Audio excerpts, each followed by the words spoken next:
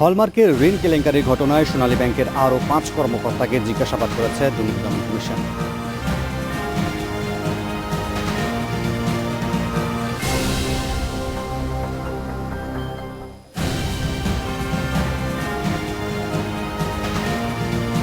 সারা দেশে ইয়াবা মাদক বাণিজ্য নিয়ন্ত্রণ করছে 118 জন ব্যক্তি। প্রধান প্রবেশপথ টেকনাফে দফায় দফায় ইয়াবা আটকের খবর পাওয়া গেলেও মূল হোতারা থেকে যাচ্ছে ধরাছোঁয়ার বাইরে।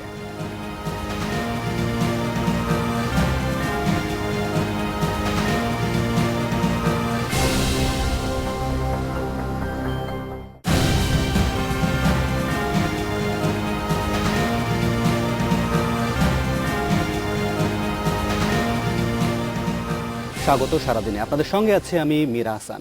মূলত দিনের আলোচিত দুটি খবরের আদ্যপান্ত তুলে ধরার চেষ্টা করি আমরা আপনাদের সামনে। যে খবরটি আজ দিনভর আলোচনায় ছিল তার প্রথমটি আপনাদের জানিয়ে দিচ্ছি। হলমার্কের ঋণ কেলেঙ্কারির ঘটনায় সোনালী ব্যাংকের আরও 5 কর্মকর্তাকে জিজ্ঞাসাবাদ করেছে দুর্নীতি দমন কমিশন। প্রথম দফায় 3 জনকে জিজ্ঞাসাবাদ করা হয়। সকাল 11টায় সোনালী ব্যাংকের উপমহাব্যবস্থাপক হেদায়েতুল্লাহ, মহাব্যবস্থাপক সবিতা সিরাজ, সহকারী মহাব্যবস্থাপক গেলমান মল্লিক, আশরাফ আলী পাটোয়ারি এবং জ্যেষ্ঠ নির্বাহী কর্মকর্তা ওয়াহিদুদ্দিন আহমেদকে জিজ্ঞাসাবাদ করে দুদক। দুর্নীতি দমন কমিশনের 6 সদস্যের তদন্ত দল জিজ্ঞাসাবাদ পরিচালনা করে। এ নিয়ে এখন পর্যন্ত সোনালী ব্যাংকের রূপসী বাংলা শাখার বরখাস্ত ব্যবস্থাপক আজিজুর রহমান সহ 17 জনকে জিজ্ঞাসাবাদ করল দুদক। রোববার হলমার্কের এমডি তানভীর ও তার স্ত্রীকে তলব করেছে দুদক।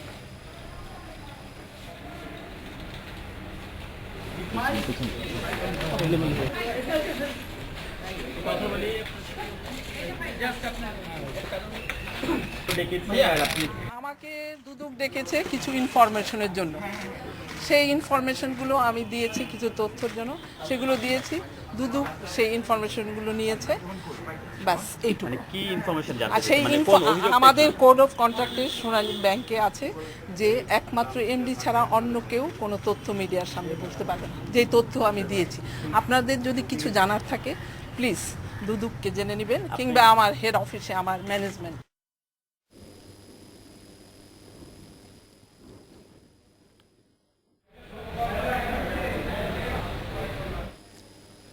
এই বিষয়ে আলোচনা করতে স্টুডিওতে আজ আমাদের সাথে উপস্থিত আছেন ইংরেজি দৈনিক নিউজ টুডের সম্পাদক রিয়াজউদ্দিন আহমেদ। তার সাথে কথা বলবো। পাশাপাশি আপনাদেরকে আরও কিছু জানিয়ে রাখি যে দুদকের যে আজকের বিষয়টি দেখা গেল, সেখানে তারা আজ এই নিয়ে 5 কর্মকর্তাকে জিজ্ঞাসাবাদ করেছেন। গতকালকে তারা আরও 5 কর্মকর্তাকে জিজ্ঞাসাবাদ করা হয়েছে। এই বিষয় নিয়ে আমরা এখন তার সাথে আবারও কথা বলবো। তো রিয়াজউদ্দিন আহমেদ, আপনাকে স্বাগত জানাচ্ছি। প্রথমে যে প্রশ্নটি দিয়ে শুরু করতে চাই যে দুদক তো এই নিয়ে বেশ কজনকে জিজ্ঞাসাবাদ করলো, তো দুদকের এই প্রক্রিয়ার মধ্য দিয়ে আসলে দোষীদের চিহ্নিত করা কতটুকু সম্ভব একজন সম্পাদকের দৃষ্টিতে আপনি কি মনে করেন? হলমার্কের ব্যাপারটা, জি, হলমার্কের কেলেঙ্কারি, এটা দুদক অ্যাকচুয়ালি বাংলাদেশের দুদকের উদ্দেশ্যটা ভালো, কিন্তু আইনগত দিক থেকে দুদক খুব একটা দুর্বল অর্গানাইজেশন। দুদক তদন্ত করে দলিল টলিল বের করে যখন কোর্টে যায়, তখন কিন্তু দুদকের হাত থেকে জিনিসটা বাইরে চলে যায় এবং দুদকের আর কোনো কন্ট্রোল ওটার মধ্যে থাকে না। দুদক তখন প্রতিপক্ষ হয়ে যায়। এই কারণে দুদকের জন্য দুদকের পক্ষে এই ধরনের স্ক্যান্ডেল যেগুলো হয়, অর্থনৈতিক এই বিপর্যয় দেশের জন্য, জাতির জন্য, এগুলি খুব একটা প্রতিকার কিন্তু ফাইনালি পাওয়া যায় না। হয়তো এখন একটা ইনভেস্টিগেশন করতে পারে, তাদের সাথে আপনার তাদেরকে ডেকে কথা বলে, চার্জশিট ফ্রেম করে, কেসও করে, কিন্তু দুদককে আপনি এখনো মনে করেন সেই ধরনের শক্তি অর্জন করতে পারেন? আইনের দিক থেকে অনেক দুর্বল দুদক।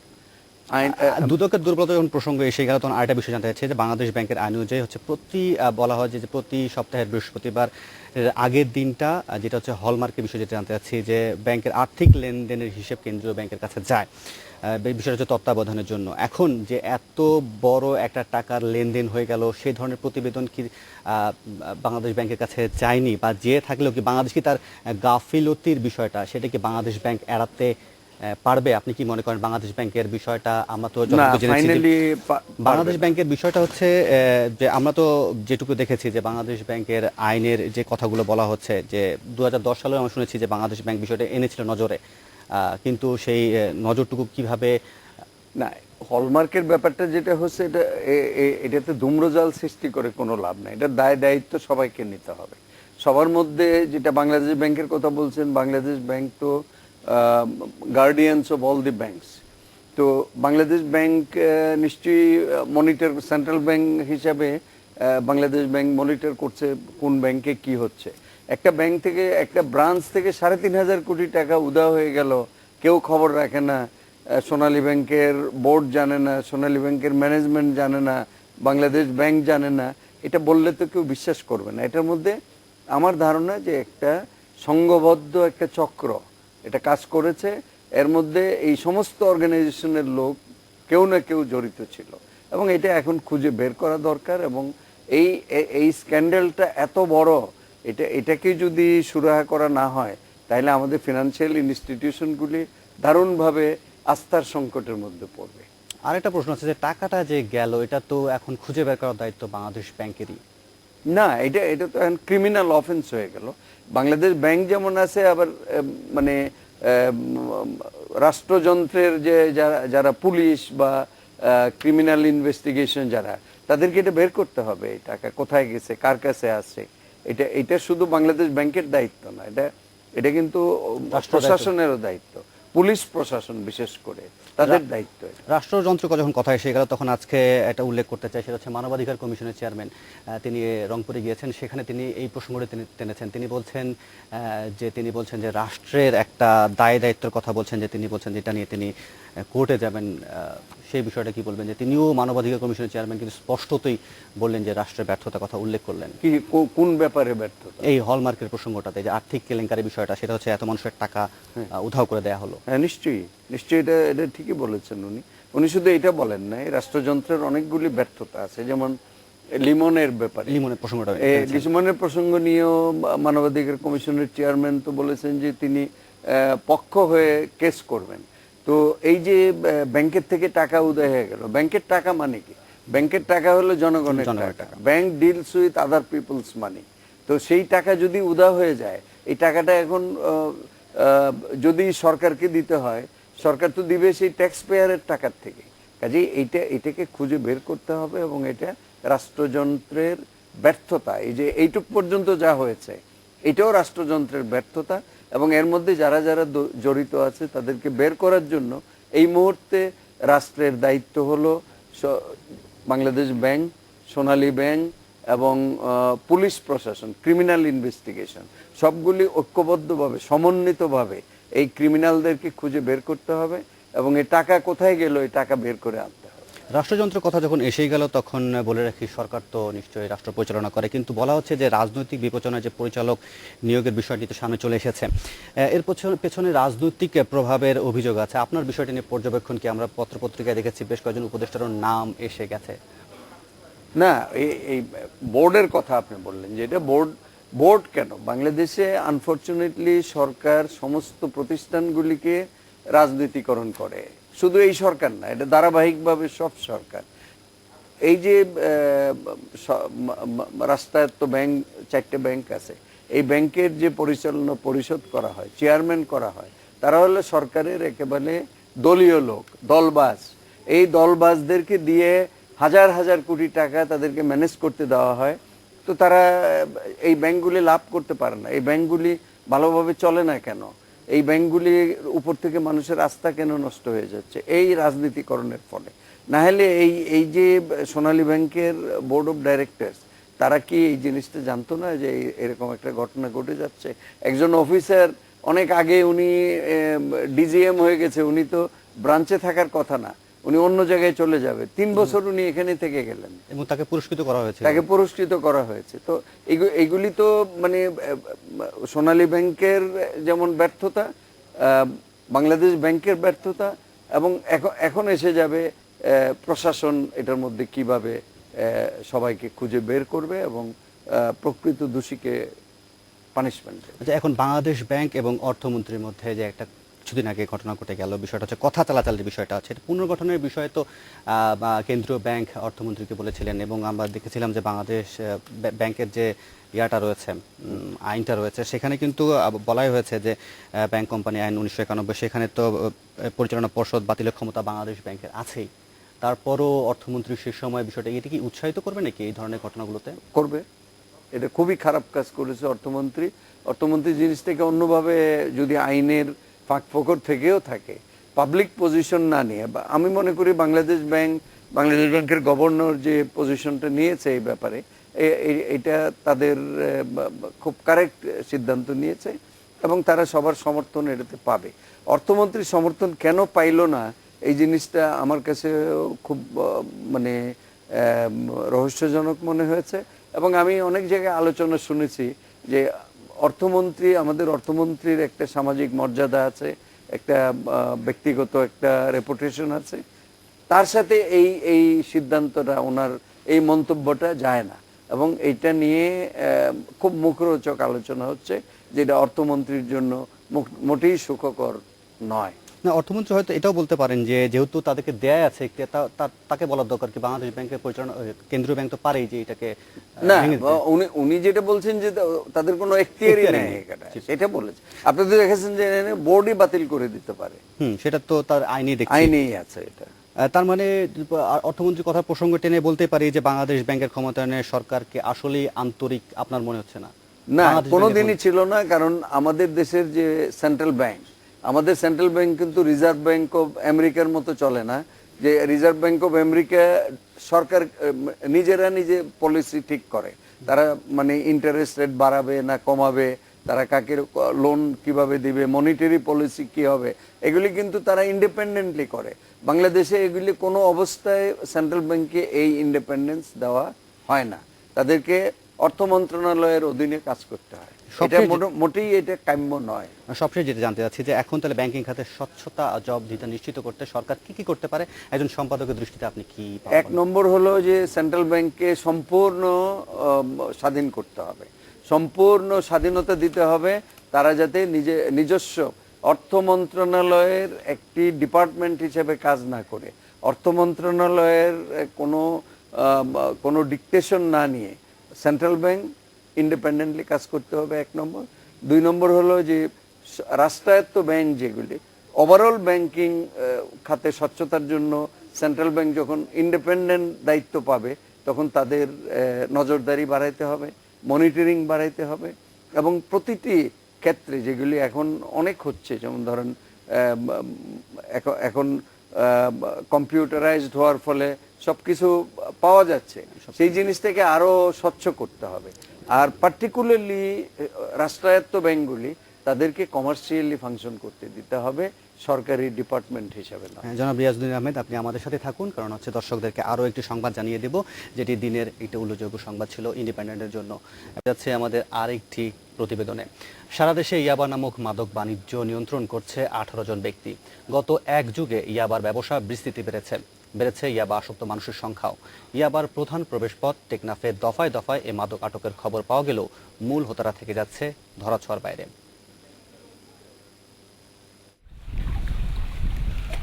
টেকনাফ একসময় মাছের জন্য বিখ্যাত এই শহর এখন ইয়াবার প্রবেশপথ, ইয়াবা শহরও বটে। মায়ানমার থেকে নদী কিংবা সাগর পথে টেকনাফ শহর দিয়েই সারা দেশে ঢুকে পড়ছে কোটি কোটি টাকার ইয়াবা। এই মাদক ব্যবসার সাথে জড়িয়ে পড়ছে টেকনাফের অধিকাংশ মানুষ। 2010 সালে এই শহরের 31 জন ইয়াবা গডফাদারের তালিকা করে স্বরাষ্ট্র মন্ত্রণালয়, কিন্তু তাদের বিরুদ্ধে ব্যবস্থা নেওয়ার কোনো খবর পাওয়া যায় না। ওনারা হলো প্রভাবশালী লোক, ওনারা খুব বড় ব্যবসায়ী। এখন ইনারা যারা নাকি পুলিশ আমরা ধরে, তাদেরকে মোটামুটি ছোটোখাটোগুলি পাইকারগুলি ধরে, মানে বড় গডফাদারগুলি একজনও ধরা পড়ে না এবং ধরেও না। তাদের বেশিরভাগই এলাকায় থাকে না, এবং এর মধ্যে অনেককেই আমরা ধরেছি। তবে একটা কথা যে এরা অনেক সময় উচ্চ আদালত থেকে জামিন নিয়ে আসে। গডফাদাররা আবার দেয় অন্যরকম তথ্য। গোয়েন্দা কার থেকে জিজ্ঞাসা করি এগুলো রিপোর্ট করে, এগুলো তো আমরা জানি না। এরা তো আমাদেরকে বললে তো আমরা দড়িতে দেখাই দিতে পারতাম, মানে ইয়াবার কাজ করে খেরা। হঠাৎ করে বলে স্বরাষ্ট্রমন্ত্রীর কাছ থেকে আপনাদের লিস্টটা এসে এইভাবে লিস্ট চাইলে আসুক, আপনার তদন্ত করেন, তদন্তে পাইলে আমাদেরকে যেভাবে করার আছে এইভাবে করো, সমস্যা নেই। গোয়েন্দা সংস্থাগুলো সারা দেশ থেকে বেছে বেছে 118 জন ইয়াবা গডফাদারের তালিকা স্বরাষ্ট্র মন্ত্রণালয়ে জমা দিয়েছে, যে তালিকায় টেকনাফের 31 জনের সাথে যোগ হয়েছে আরও বেশ কিছু নাম। অপূর্ব আলাউদ্দিন, ইন্ডিপেন্ডেন্ট নিউজ, টেকনাফ, কক্সবাজার। এ বিষয়ে নিয়ে কথা বলবো অপূর্ব আলাউদ্দিনের সাথে। অপূর্ব, আপনি তো ঘুরে এলেন টেকনাফ, আপনি কি দেখলেন আসলে মাদক ব্যবসার চেইনটা সেখানে কেমন দাঁড়িয়েছে, আর আপনার অনুসন্ধানে কি বেরিয়ে আসলো, আসলে হোতারা ধরা পড়ছে না কেন? আচ্ছা মীরা হাসান, আমি যে রিপোর্টে এখন দেখালাম এটা একটা বড় একটা অংশের ছোট্ট একটা অংশ। এর বিস্তারিত আপনারা দেখতে পারবেন তালাশে আগামীকাল রাত 9:30টায়। তো আমরা ওইখানে যে টেকনাফে অবস্থান করেছিলাম 4-5 দিন, এইখানে প্রধান ইয়াবার পাচারের মানে বাংলাদেশে ঢোকার একটা প্রধান রুট বলা যায়। তো পাচারকারীরা যাদেরকে ধরা হচ্ছে, যাদেরকে আইন শৃঙ্খলা বাহিনী ধরে, তারা আসলে হচ্ছে যে বহনকারী মূলত, কিন্তু যারা গডফাদার বা যারা আমদানিকারক তাদেরকে কখনোই ধরা হচ্ছে না এবং তারা সবসময় ধরাছোঁয়ার বাইরে থেকে যাচ্ছে। এই বিষয়টার আইন শৃঙ্খলা বাহিনী রক্ষাকারী বাহিনীর কিছু কিছু বাহিনীগুলো আপনার তাদেরকে ধরতে পারছে না, এই বিষয়টা স্বীকার করেছে যে তাদের ধরতে না পারার একটা কারণ তারা অবশ্য বলেছে যে তাদের হাতে নাতে ইয়াবাটা না পাওয়ার কারণে তাদেরকে ধরা যাচ্ছে না।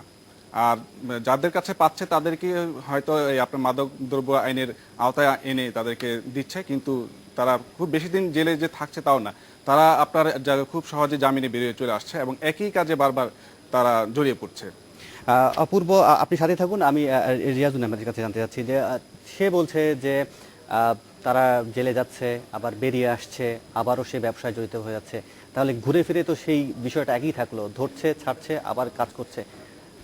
এগুলি ওই আমি প্রথমে যেটা বলছিলাম যে আমাদের আইনের এত দুর্বল আইন, এগুলির ফাঁক ফোকর দিয়ে আসামি ঠিকই ধরা পড়ে কিন্তু তাদেরকে ধরে রাখতে পারে না। আপনি যেমন ধরেন শুধু এটা না, অন্য অন্য অপরাধের ক্ষেত্রেও আসামিকে তো মানে কোর্টে গেলেই জামিন পেয়ে যায়, এটা হলো একটা বড় সমস্যা। তো এই ধরনের কেসে অনেক দেশে আইনকে আরো কঠোরভাবে, এটা তো শুনে আসছে আমরা যে আইন কঠোর করতে হবে, কিন্তু দিন শেষে তো কোনো ফলাফল আসে না। না, কঠোর করেও না, আর আমাদের এখানে এনফোর্সমেন্টটা খুব দুর্বল। আপনি ধরেন কেসটা যদি ঠিকমতো বানিয়ে না দেয়, এটা যারা ইনভেস্টিগেশন করে তাদের থেকে যদি দুর্বলতা থাকে, তাইলে এই কেসে তো কোনো পানিশমেন্ট হবে না। আচ্ছা, কেস বানানোর যখন প্রসঙ্গ আসলো তখন আমি আবার অপূর্বর কাছে যেতে চাই। অপূর্ব, আচ্ছা আপনি কি দেখেছেন যে বিজিবি বা স্থানীয় প্রশাসন বা জনপ্রতিনিধিরা এখানে কি কোনো প্রভাবিত করার চেষ্টা করেন, যার কারণে মামলা খুব দুর্বল হয়ে যায়? আপনার অনুসন্ধানে কি বেরিয়ে এসেছে? আচ্ছা, আমি এখানে যে অনুসন্ধানে দেখেছি সেখানে হচ্ছে যে স্থানীয় প্রভাবশালী বেশ কিছু ব্যক্তি আছেন যারা স্থানীয় বিভিন্ন দলের সাথে জড়িত, তারা বিভিন্ন বড় বড় পোস্ট হোল্ড করে আছেন। তাদের স্বরাষ্ট্র মন্ত্রণালয়ে যে 31 জনের একটা তালিকা করেছেন, সেইখানে অনেক দলীয় পর্যায়ের বড় বড় পদের লোকজনও জড়িত। এখানে তাদেরকে গডফাদার হিসাবে চিহ্নিত করা হয়েছে। তো বারবার দেখা গেছে যে যারা বহনকারী এবং পাচারকারী তারা খুবই নিচু শ্রেণীর লোকজন, এবং যারা হচ্ছে যে গডফাদার, যারা আমদানিকারক, তারা কোনো দলের একটা অবস্থানে থাকেন এবং খুব প্রভাবশালী, তাদেরকে ধরা যাচ্ছে না। এবং হচ্ছে যে এই বিষয়টা সবসময় তাদের যখন তাদেরকে ধরা হচ্ছে উপর থেকে প্রশাসন বলছে যে চাপ আসে বা হচ্ছে যে কোনো কারণে তারা বের হয়ে যাচ্ছে। আরেকটা বিষয় হচ্ছে যে এখানে যারা এই গডফাদার বা বড় বড় আমদানিকারক, তারা একসময় আজ থেকে 10 বছর আগেও তারা খুব নিচু শ্রেণীর লোকজন ছিল। এখানে কেউ পানের ব্যবসা করতো, কেউ হচ্ছে যে দোকানে মুদি দোকানদার ছিলেন, অথবা কোনো বন্দরঘাটের শ্রমিক ছিলেন। তারা কোনো না কোনোভাবে ইয়াবা ব্যবসার সাথে জড়িত হয়ে আজকে কোটি কোটি টাকার মালিক হয়ে গেছেন। তাদের আরেকটা বিষয় আমি লক্ষ্য করলাম সেখানে গিয়ে, সেটা হচ্ছে যে তাদের অনেকগুলো বাড়ি আছে, অনেকগুলো দামি দামি গাড়ি আছে। তাদের বাড়িগুলো হচ্ছে এরকম যে টেকনাফ শহরে তারা একটা বাড়ি করেছে, চট্টগ্রাম শহরে একটা বাড়ি করেছে, ঢাকা একটা বাড়ি করেছে। এটা একটা কারণ হচ্ছে যে আপনার টেকনাফ থেকে যখন চট্টগ্রামে আপনার ইয়াবাটা পাচার করবে, তাদের গাড়ি, নিজস্ব গাড়ি দিয়ে তো চট্টগ্রামে ব্যবসা করে। আরেকটা হচ্ছে চট্টগ্রাম থেকে আবার ঢাকায় যখন নিয়ে আসবে, সেটা ঢাকায় গিয়ে ব্যবসা করে। রিয়াজউদ্দিন, আপনি শুনলেন যে সেখানে স্থানীয় প্রশাসনের বা স্থানীয় জনপ্রতিনিধিদের প্রভাবের কথা শুনলেন, এবং যে কে কিভাবে তাদের জীবন পরিবর্তন করেছেন, তাহলে আপনি কি বলবেন যে যেখানে না, এটা হলো ওই যে মানি পাওয়ারে তো আমাদের দেশে সবকিছুই সম্ভব। মানে এই ইয়াবার ব্যবসাও যাদের কাছে টাকা আছে, যারা টাকা করে ফেলেছে, তারা আইন শৃঙ্খলা বাহিনী বলেন বা সমাজের যারা অধিপতি, তাদেরকে তো তারা নিয়ন্ত্রণ করে, তারা টাকা পয়সা দিয়ে নিয়ন্ত্রণ করে। আর যেটা উনি বললেন, অপূর্ব বললেন যে তাদের টেকনাফে একটা বাড়ি আছে, চিটাগাংয়ে একটা আছে, ঢাকায় একটা আছে, তারা কিন্তু দে আর মুভিং। আর তারা তো মানে ক্যারিয়ার না, এবং ক্যারিয়ার যারা ধরা পড়ে কিন্তু ক্যারিয়াররা তো ক্যারিয়াররা তো বেরি চুনোপটি, এরা ছোট ছোট ছোট মানে ছোট অপূর্ব কিন্তু এও বলছিলেন যে তালিকা কিন্তু স্বরাষ্ট্র মন্ত্রণালয়ের কাছে আছে। সেটা গডফাদারের তালিকা, এবং সেখানে উনি নিজেই তো বললেন যে তাদেরকে নানানভাবে মুখ বন্ধ করে রাখা হয়, টাকা পয়সা খরচ করা হয়। যেটা আমি বলছিলাম প্রথমেই, একদিকে আমাদের আইনের দুর্বলতা, আরেকদিকে যেটুকু আইন আছে এটা এনফোর্সমেন্ট হয় না, এটা প্রয়োগ হয় না, প্রয়োগের দুর্বলতা। প্রয়োগের দুর্বলতা হলো আমাদের ইনভেস্টিগেশন অথরিটি ইনএফিশিয়েন্ট এবং করাপ্ট, এই কারণে হয় না। ধন্যবাদ রিয়াজউদ্দিন আহমেদ, আপনাকে অনেক ধন্যবাদ আপনার মূল্যবান মতামতের জন্য। এই ফাঁকে আমি এখন দর্শকদের সংক্ষেপে জানিয়ে দিতে চাই বিভিন্ন অনলাইন সংবাদ মাধ্যমের প্রধান শিরোনামগুলো। প্রথমেই বিডি নিউজ 24.com যে উল্লেখযোগ্য 3টি শিরোনাম করেছে, তার মধ্যে তারা বলেছে পদ্মা সেতু ঋণ চুক্তির মেয়াদ আরও বাড়ালো এডিপি ও জাইকা। ঢাকায় ঘরে ঢুকে মা মেয়েকে গুলি। মেডিকেলে ভর্তি পরীক্ষা নেয়ার পক্ষে হানিফ। বাংলা নিউজ 24.com এর উল্লেখযোগ্য 3টি শিরোনামের মধ্যে অন্যতম হল বিচার বিভাগ সংসদের বিরোধ মেটানোর উদ্যোগ নেবে আইন মন্ত্রণালয়। কারওয়ান বাজারে 2 ছিনতাইকারী আটক, 40,000 টাকা উদ্ধার।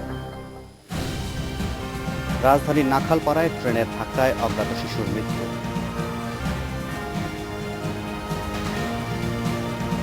প্রথম আলো অনলাইনের উল্লেখযোগ্য 3টি শিরোনাম হল পদ্মা সেতু হবেই বললেন অর্থমন্ত্রী। ট্রাইব্যুনাল 1-এ যোগ দিলেন জাহাঙ্গীর হোসেন। ফের পেছালো কোকোর মামলার শুনানি।